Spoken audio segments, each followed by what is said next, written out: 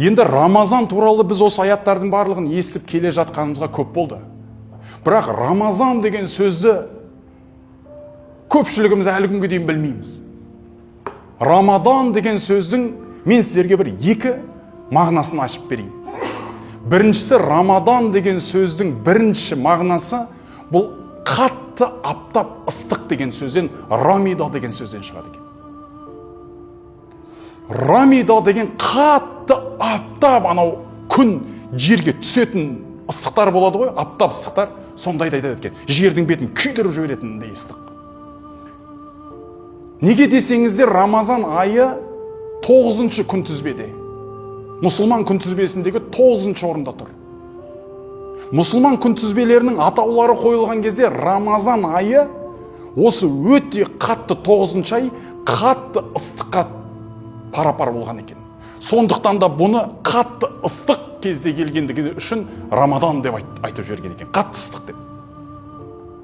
Бұл бір мағынасы. Мына екінші мағынасы одан да күшті. Бұны ғұламалар айтады, Рамадан деген сөз армада деген сөзден шығады дейді. Армада деген жағып күйдіріп жіберу деген сөз. Неге?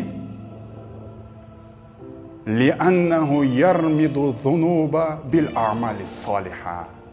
Рамазан айында ораза кезінде мұсылмандар соншалықты салихалы амалдарды көп жасағандықтан, олардың күнәлары осы салихалы амалдармен күйіп жанып быт шығып кетеді екен, жоқ болып кетеді екен. Шынымен де мына Рамазан айы шахрул мағфира, кешірім айы деп аталады. Алла тағала бұл айда өте көп адам кешіріп жібереді екен. Мысалға айнықса осы жерде ауызашарда отырмыз. Ауызашарда бір керемет сәт бар.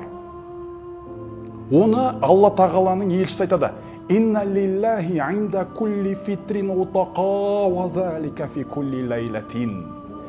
Аллаху акбар. Әрбір ауызашардың сәтінде Алла тағаланың құлдарының тізімі шығады. Ол қандай құлдар, я Раббым Алла десеңдер, тозақтан құтылды деген печать соғылады екен қастарына. Уазалика фи кулли лайлатин. Және де 30 күннің әрбір түнінде де сондай списоктар қалыптастырады екен Алла тағала. Бұл Рамазан айы күнәлар өшіп, сауаптар артылып, тозақтан құтылатын ай ғой бұл ай.